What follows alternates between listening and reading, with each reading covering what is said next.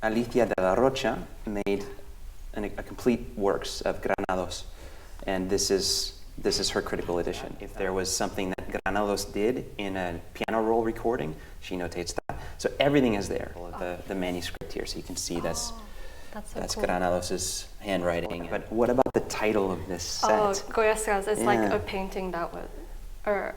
Yeah. So there's a painter, right? His name was Goya. Yeah. And his art really became profoundly influential for Granados. A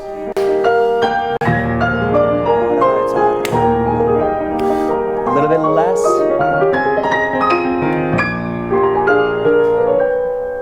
Good. How did it feel when I pushed you a little bit? You did beautifully. I mean, I'm pushing you way faster, and you were there. Can we applaud for that? Yeah, I mean, right? This is amazing. Yeah. I was absolutely delighted that you had this particular Granados to share with us today, so thank you for being here. I look forward to hearing you. Thank you.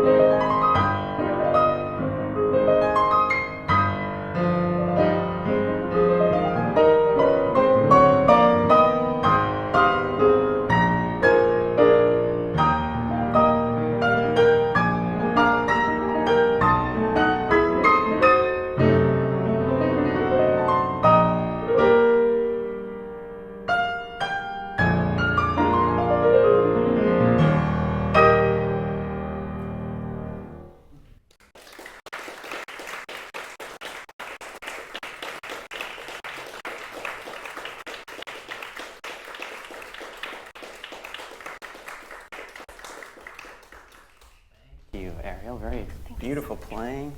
I want to compliment you in particular on your attention to detail in this very detailed score. There's a lot going on.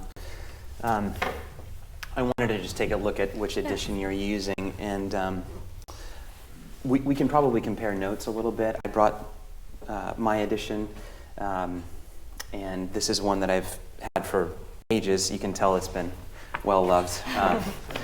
But this is a quite special edition, and I would recommend, if you'd like to play more Granados, Alicia de Larrocha made a complete works of Granados, and this is her critical edition.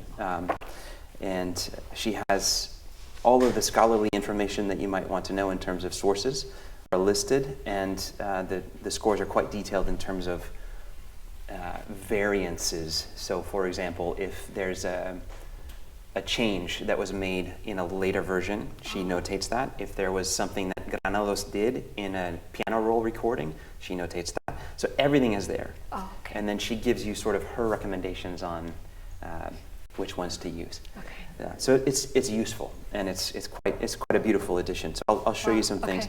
Okay. I couldn't possibly track mine and yours at the same time in terms, so I just looked at mine, and we can talk about a few places where you might have other options. Yeah, and she also gives some really nice little examples. For example, of the manuscript here, so you can see that's cool. Granados' handwriting, and it's quite beautiful to see. I always enjoy seeing a composer's actual writing and see how they put pen to paper, and pretty amazing. And actually, just another interesting thing on this picture, you can see there's a. Do you recognize that face? Do you see who that is? It's Beethoven. Beethoven, yeah, you're right. Yeah. So there's I know you all can't see this, but there's a portrait of Beethoven there, and then it says Academia Granados. And Academia Granados still exists. It's now Gallant-Marshall Granados. And Frank Marshall was Granados' student. And Frank Marshall then became Alicia de Larrocha's teacher. And so that academy has continued on, and they do really wonderful work in terms of archival for this sort of music and De Falla. And so if you go to the Marshall Academy, you'll see, for example, De Falla's harpsichord is in this beautiful little salon. And there's actually a mask of Beethoven up on the wall by one of the practice room's pianos. It's remarkable, yeah. And you see letters from Granados and from De Falla and Tirana and Albéniz and all these composers that we hear about. So highly recommend if you ever have a chance to go to Barcelona. Okay. Look, beautiful playing. Let's just chat for a moment, since we're spending today with Goyescas of Granados. Let's talk a little bit about Granados, first of all, and just a little bit about Goyescas. We could spend hours talking about this, so this is very cursory. I just want to see if we can get a feel for the world that we're living in, and this will be helpful for us, and also hopefully for everyone here who may or may not be familiar with this music already. So could you tell me a little bit about your familiarity with Granados, maybe, first of all, as a composer? I think I haven't played many works. This is my first time working with Granados. Wow, you dove in on the deep I end. know. Yeah, there are a lot of other lighter works to explore. I heard it immediately, and I wanted to learn it. You wanted to do it. Well, good for you. It's no small feat. Yeah. And I know this is a quite extensive work, many different movements, and each tell a story that complements each other. And this is the first one.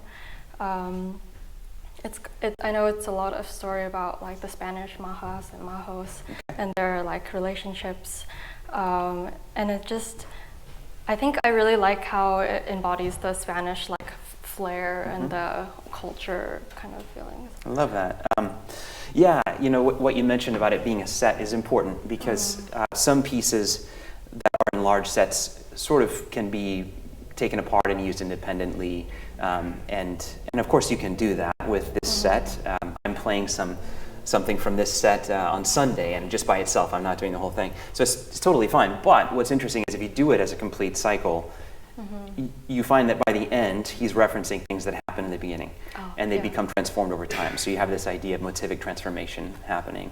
The last pieces are taking things from the earlier ones. It's pretty remarkable.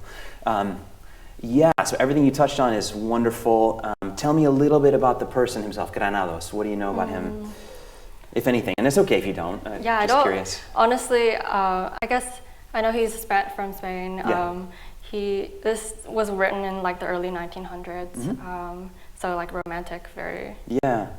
Yeah, highly romantic. I mean, he was sort of the arch romantic, and just personality-wise, very, very hard on the sleeve, very, everything very refined. I mean, just very, very expressive personality.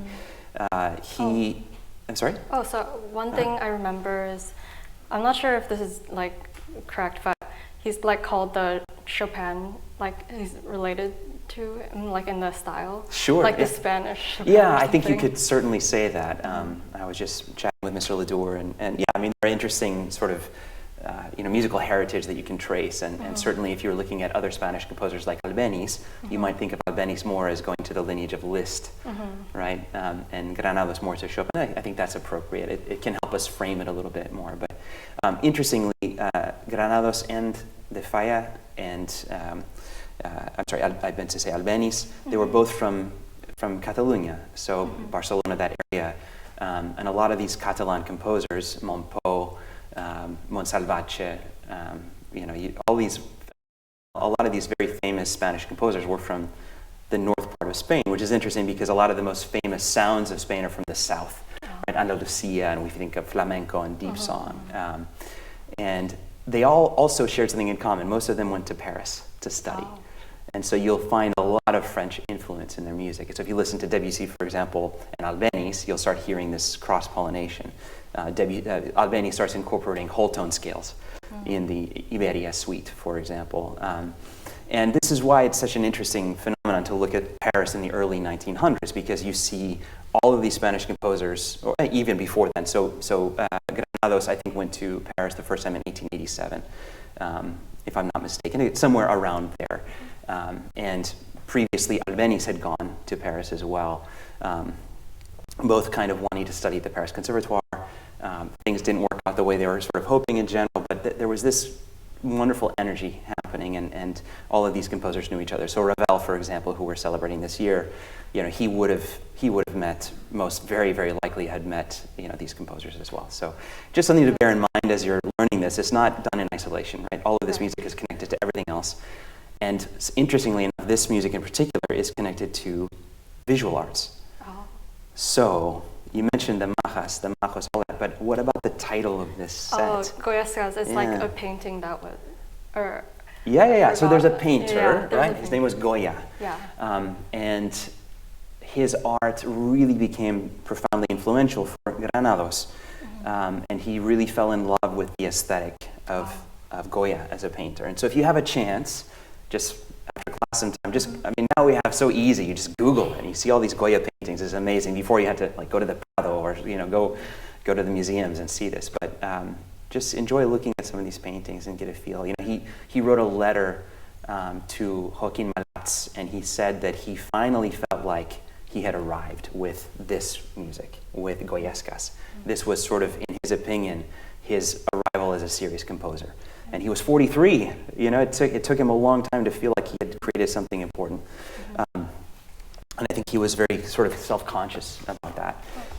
And such a tragic figure. He very touchingly, he dedicated the fourth one of this set to his wife, Amparo.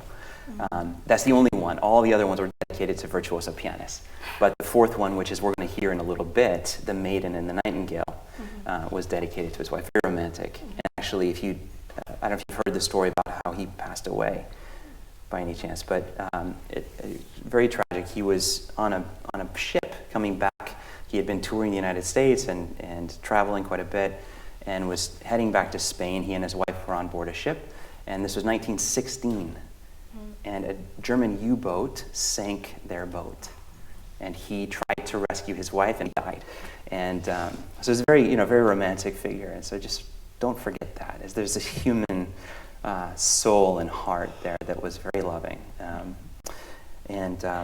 I started telling you something. Oh, right, Joaquin Malats. Yeah, I think I have it here, actually. The letter. Yeah, he wrote, so in 1910, he said, "I fell in love with the psychology of Goya and his palette.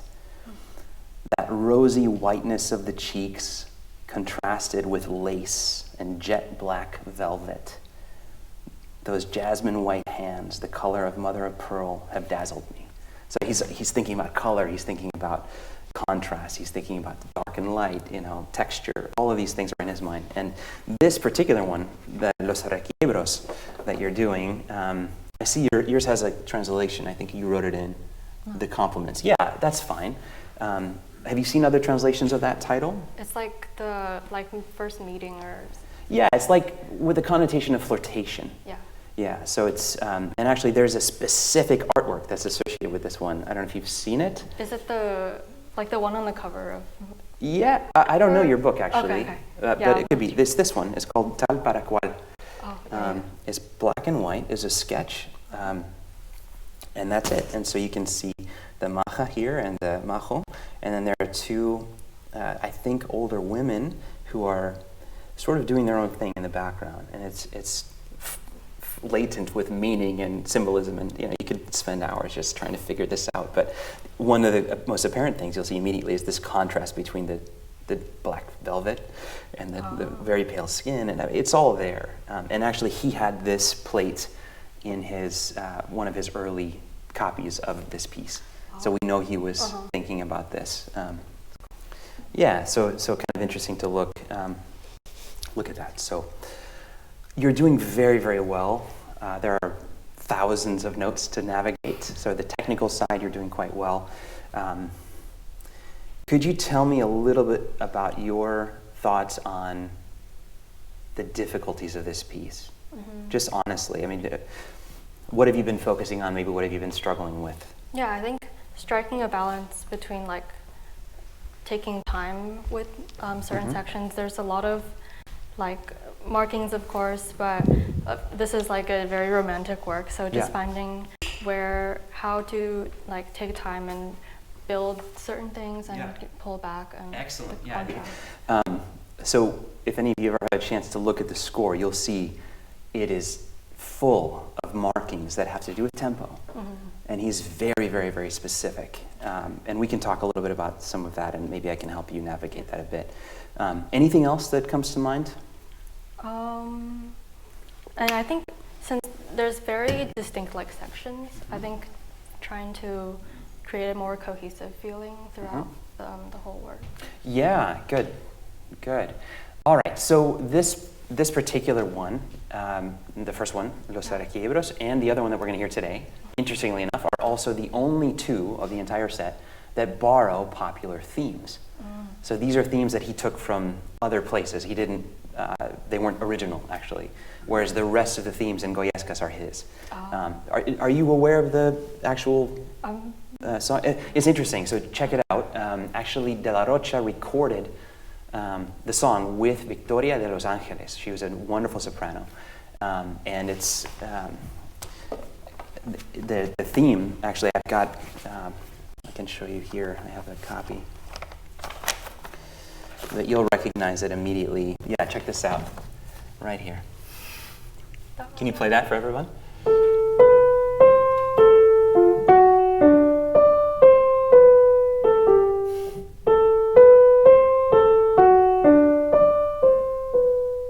And then, it's an E, man. Oh, okay. Oh, sorry. Yeah, you're okay. There it is, yeah?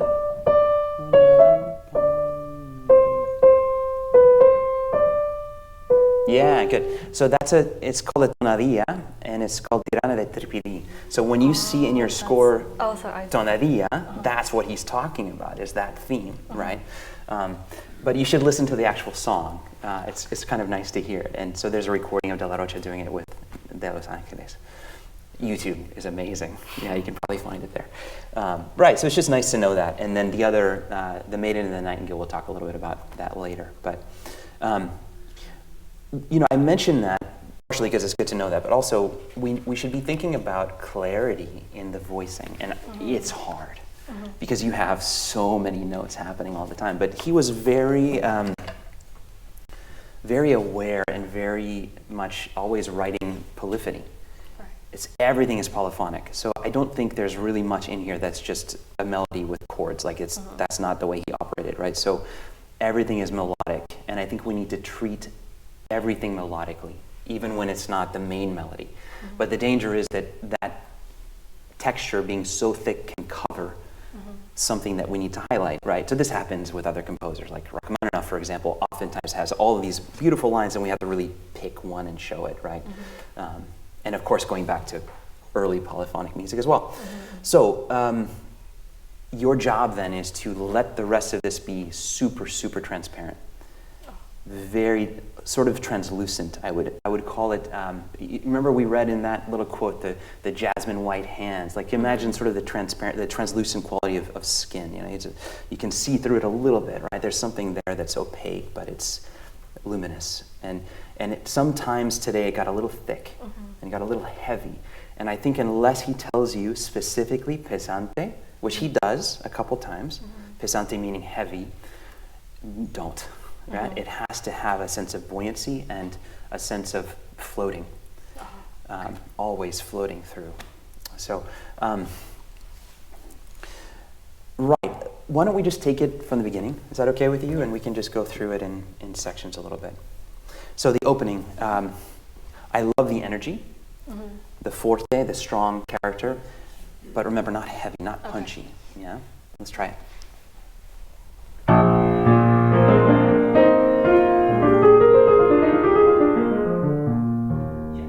Just a little introduction.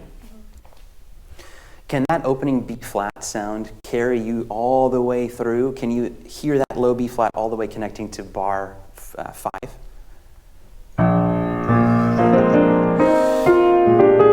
Hear the pedal. Yes, that's nice. That gives it a sense of connection and flow. Do you feel that? Good. This G, sorry, it's a little hard to say. This one, can you go there? So, not an accent, but just go to that, okay? Yeah, feel a sense of getting there. One more time from the top, if you don't mind.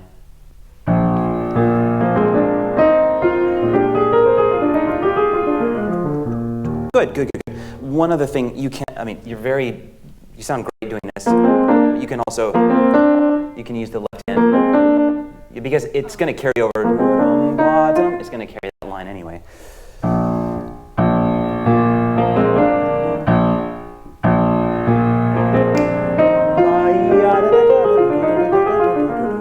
Good, keep going.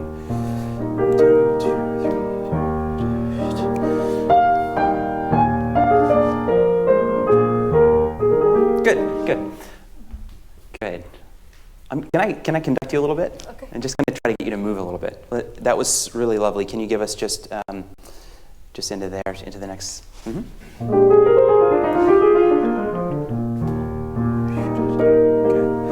Go, da yamba, keep going, da ya, da yamba, dum bum.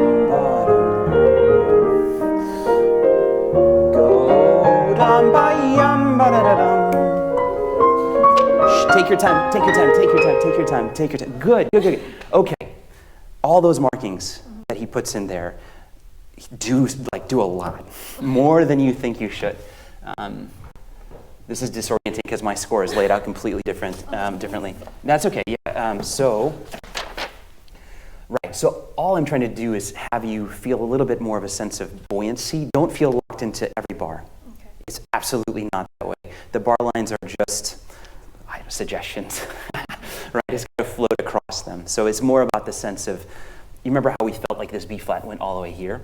Yeah, these are just floating E flats, that's it. It's just a chord, this buoyant, go ahead. Light, connect, go, ra-da-dum-ba-dum.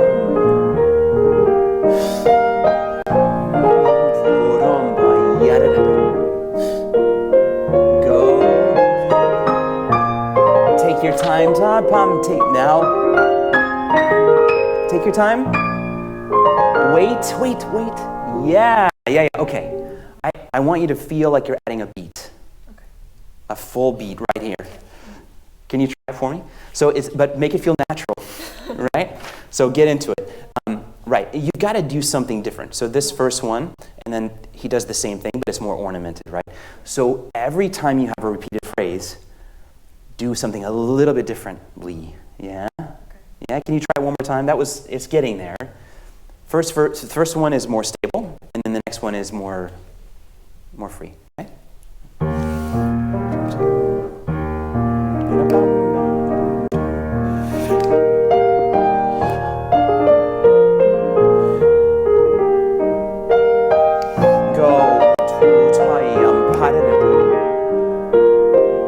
Long line. Now take your time. Yes. Go.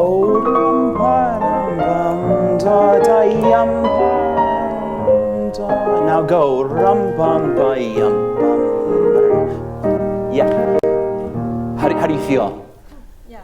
Does it feel okay? A lot better. Yeah. It should feel that way the whole time, right? Good. I wanted to mention something in here. So this is one of the first areas where the density of the texture gets so thick that it's distracting a little bit from your line. Okay? So just be very aware. Can you try this line one more time?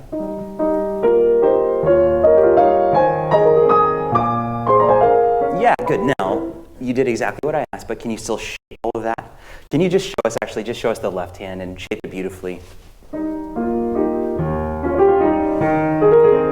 Good. All right. You're doing something that I want you to just be aware of throughout. Okay. Sometimes how do I put this? You're sort of nailing down the pulse on those downbeats, and it feels like you're pinning us down. I don't want that. I want us to be floating. So do you know what I mean by that? It feels a little bit like, here we go, boom, and then here we go. I don't want to hear that. I want to hear rum. It's just a buoyant E flat that's part of the line. Yes. Good, and then notice what he does, this line, right? And then look at how he develops that. It's all polyphonic. It's melodic, even those downbeats. Yeah. Shape. Take your time. Go. Now take your time. Yeah, that's the place to wait. Yeah. Yeah. Good. And that's notice that he puts a subito piano. So he's very practical actually, right? He's giving you all this time to let that sound kind of just be in the air and for us to enjoy it, and then a subito piano, which is really effective. There's another spot like that. You have in your score. Let's find it. Do you have measure numbers or no? No.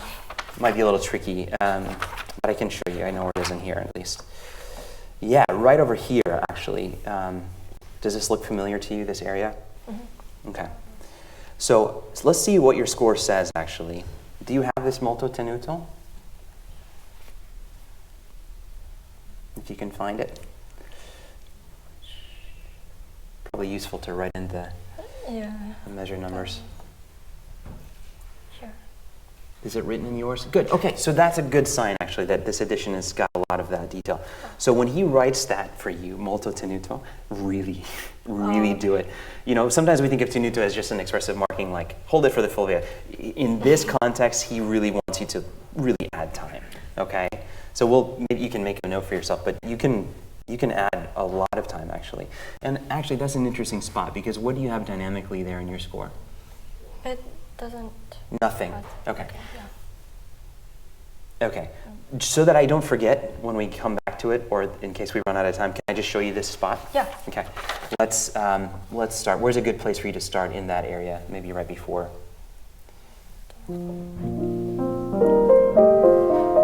Good.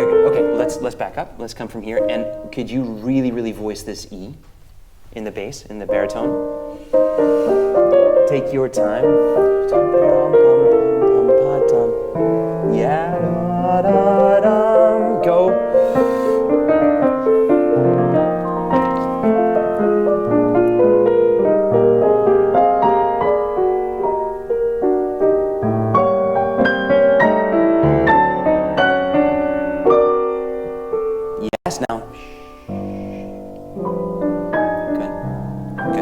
So this marking, appassionato crescendo, do more, way more than you had, okay? Is it written in yours? Yes. Okay, so do it, really, really, really big. Yeah, let's come into it maybe from here.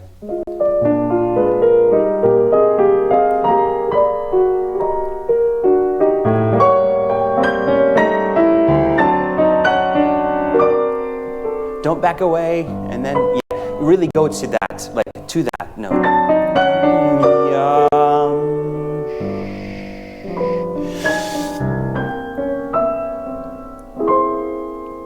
Yeah, fine. So remember the visual elements of contrast that we talked about with the black velvet and the white lace and that. This is that in sound, right? You've got this enormous, huge sonority on this very dissonant moment, and then all of a sudden just a very pure, beautiful low note, pianissimo. Yeah? Can you think about that? All right, this is a difficult spot in terms of voicing as well. So this line, can you trace this out for us and play that left hand?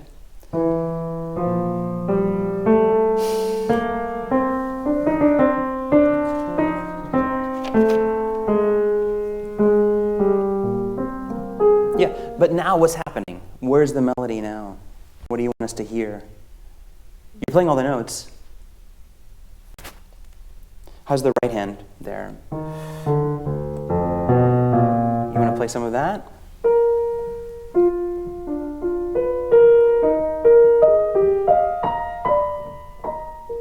Yeah, I would probably shape all of that. So here's my point, Ariel. You're playing all the notes. Your job now is to highlight the lines so that we hear something relevant, right? Because right now it's all there, but we really need to hear more, okay? More of a specific highlighted line. And you've got to find a way to build into this. So con fantasia means with fantasy, and that's usually his way of saying you don't need to be too strict with time. Yeah, and you can also start letting more sound into the texture. Yeah, because you've been holding back, right? Okay, good. All right, we're going to touch on all of this stuff back at the beginning. So can we go back there, since that was sort of where we were, and then we got distracted. But good. All right, so that was quite lovely what you did here. I would love to keep going from that moment. Can you go from there?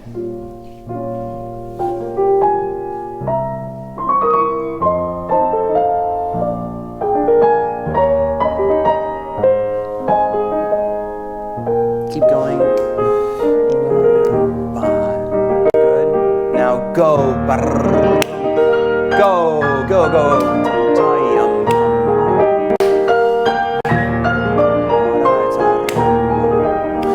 A little bit less.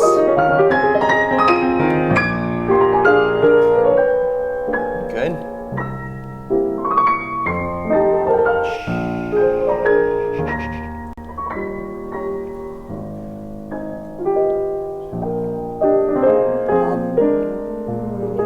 Good. Make sure we hear, make sure we hear that. Less B flat on the thumb. That's it. Good. Okay. How did it feel when I pushed you a little bit? You did beautifully. I mean, I'm pushing you way faster, and you were there. Can we applaud for that? Yeah. I mean, right? This is amazing. Yeah. Well done. Really, it's not easy. And it sounded completely natural and lovely. So do it, okay?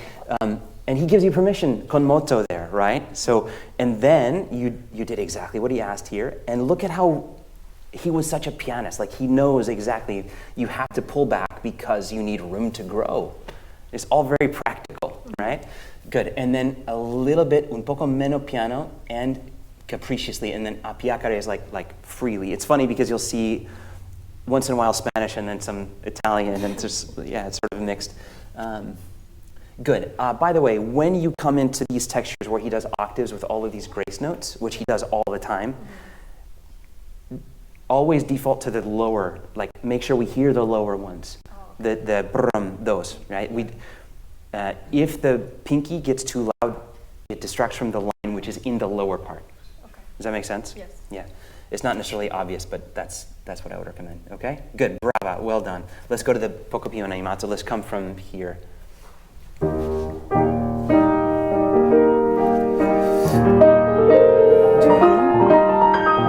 Good. The right hand, good job. It's so many notes. Can we just do the left hand? And can that feel a little bit more buoyant?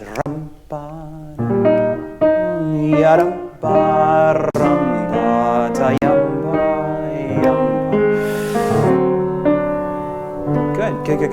I want to see, Ariel, if we can make it a little bit more expansive and all the way through, right?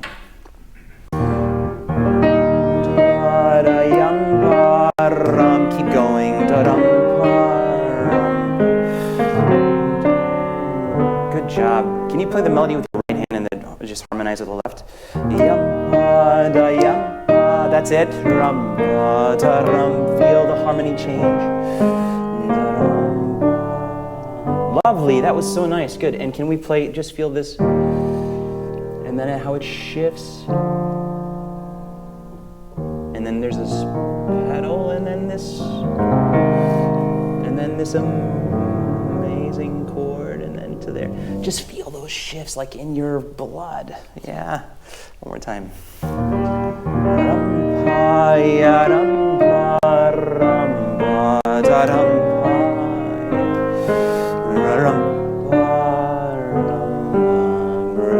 Good, and don't be shy with that turn. Yeah, it's got to be full-blooded, right? Yeah.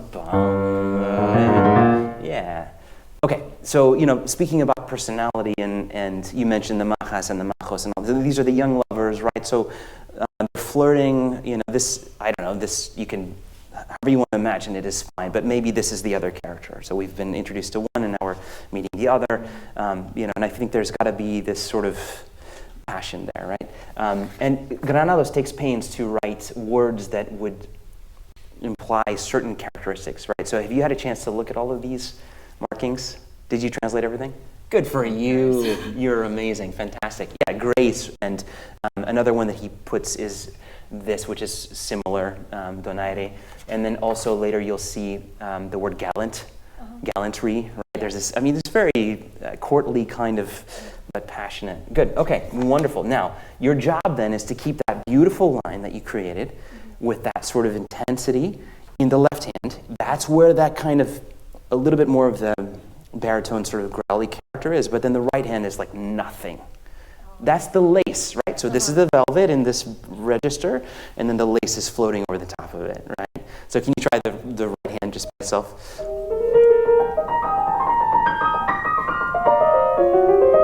Good. All right, that's lovely. Now, can you give it a shape? It feels all like you're doing a perfect, perfectly metronomic. I don't want that. I want to hear curves, arabesques. Give and take, go. Yes. And then it goes into there. And then he says con gallardia, which is that sort of sense of gallantry again. Good. Okay. It's not easy, right? Good job. Okay, whole thing together.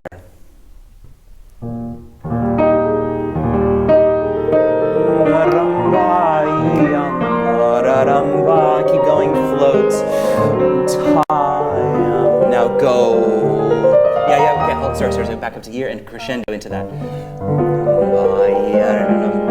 That's it. Now right hand.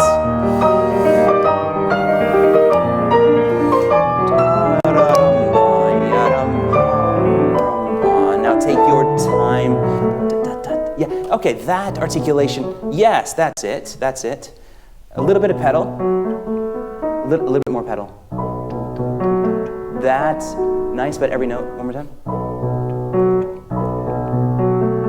Yeah, just a technical thing. Can you feel, instead of feeling down on that, I'm seeing you do this. Don't do that. Just from the key. Yeah, it's like from the keyboard. Yeah, in other words, do you mind? Get there first. So your finger is there before you play. Yeah? That's it, yeah? Keep going. Oh, good. Now, look. the rallentando is going to take us into a new tempo. Oh, so Slower tempo. Can you make that like, I'm so sorry, I just slapped this thing on my chest. I'm sorry to make everybody deaf. There's something about that. I don't know, this shape, so full of pathos. Do you feel that? Can you make it like super expressive? Good, but still melody, top. Yeah, it's magical. Now crescendo, come on. Go, more. Come on, yes. More. Keep moving. Keep going faster. Now take your time. Back to tempo. Yeah, good. Wonderful. You're incredible. Like you just did everything I asked the first time. Amazing. It makes teaching easy. I don't know. I just helped you feel it. Good job. Does that all make sense to you? yeah. Okay. Do you have all of these markings in your score? The reason I'm asking is if they're not there, just copy whatever you want. Okay. Okay. Good. When you get to this moment here, do a little rallentando and a little diminuendo, and then come back to tempo. But can you really show us like super this feeling, but even more? Okay. Like no pedal probably, or minimal pedal. Does it not in your score? One doesn't have Oh, okay. Now that's important actually. Can you copy these two bars? So the only one with a slur is this one. It's the last one. Everything else super dry, super clear. Yeah. Again, this is about texture. Okay, thank you, Jeff.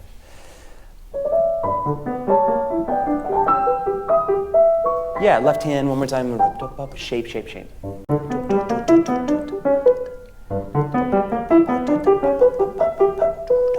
Lovely, that was quite nice. Good, and then the right hand, remember we talked about the turn? Anytime you have the grace notes, the lower one, right? So here, the same thing. Go to the bottom there, yeah? Good.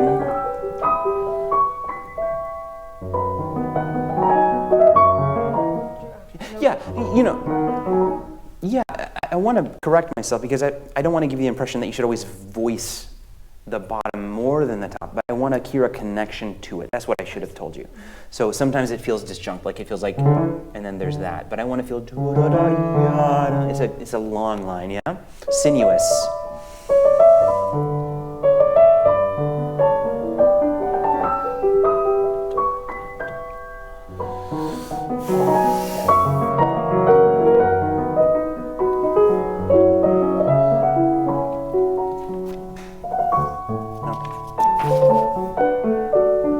Yeah, and then do you have these as well? Yeah, that one's. Okay, you do. Okay, good. Ariel, I'm just thinking about we're talking about all this texture and we're talking about lace and filigree and sort of these ornaments. Have you ever seen pictures of the Alhambra in Granada? Go on your phone or somewhere and look at pictures of this architecture. This was incredibly beautiful architecture, and you'll see on this, the entire ceilings are made out of these, what we call arabesques, right? And that's what this is, right? This is that texture. Or the lace maybe is another way to visualize it. Good, okay. All right, I know we're almost out of time and I hate that. Can we skip and come up to here?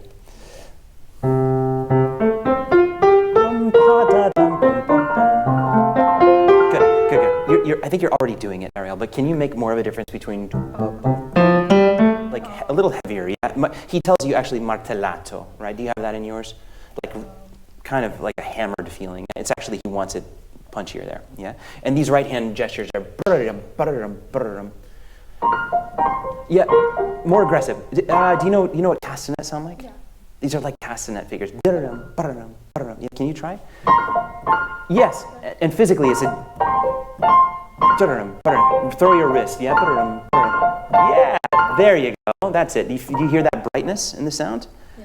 You know, it's amazing. Listen to De La Rocha's recordings and it's like this sparkling taste. It's incredible colors that she gets. Okay, One more time.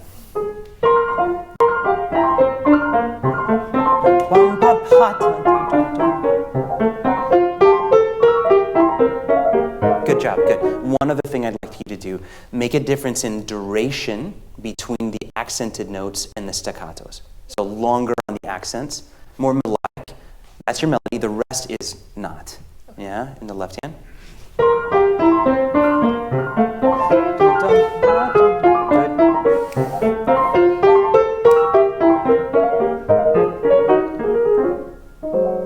Good job, all right. Very nice. It feels a little bit too stable now. You're right. So eventually, when you get a little bit more comfortable, let it flow more. Okay. All right. I'm at a loss because there's so much to cover. Are there places that you, in particular, have any questions? Maybe I should just ask it that way. Okay. I mean, you're doing everything so well. I just wanted to. Oh, this moment. Can we look at this actually? Yeah. Let's come into that from here.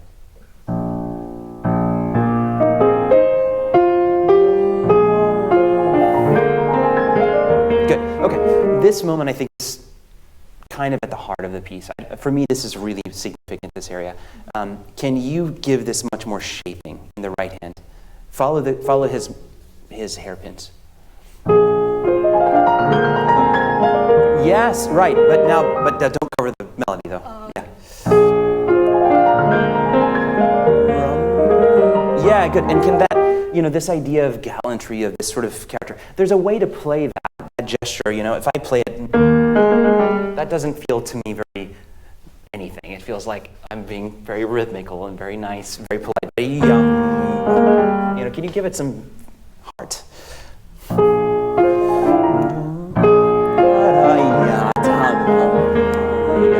Yes, that was it. That was it. I don't care you missed. It's fine. Does that make sense? Yeah. All right. One more time. Keep going. Yes. Keep going. Go all the way to there. Left hand.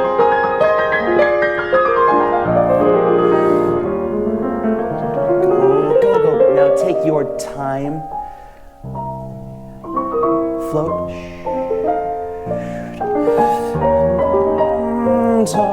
Keep going. Take your time. This is very pathetic, like not in a bad way, like just full of pathos. Feel that. Yeah.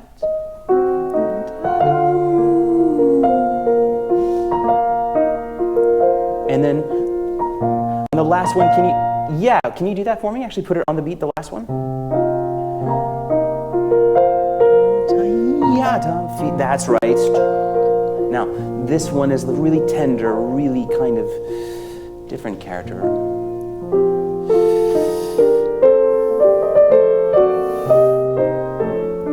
Take your time. If you play the whole thing like that, we're just going to melt. I mean, it's amazing. Beautiful playing. Beautiful playing. All right, we left most of it untouched, but beautiful playing. I'm so happy to hear you play this because not enough people play this music, and it's really wonderful. And you've got the fingers for this, and you've got the heart for it, and the mind, which the polyphony and all that is there. So work for transparency, work for more color. Think about the visual elements that we talked about with Goya and the paintings, and just have fun and feel this kind of. There's never anything that's pinned down. It's always flexible. Yeah, the bar lines are just. He had to put them somewhere. One last thing, and I promise this is the last thing. I just remembered I wanted to ask you about this bar. Do you have this in yours? It's, do you see where that is? Yes. Is it the same for you? Okay, you can do more of that rhythm. Yeah, you're kind of trying to, I think, apologize for it and make it fit into the 3/8 from the previous bars.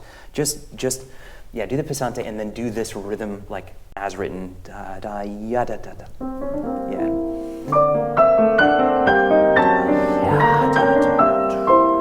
Yeah. Just do more, okay? You played so beautifully. Well done.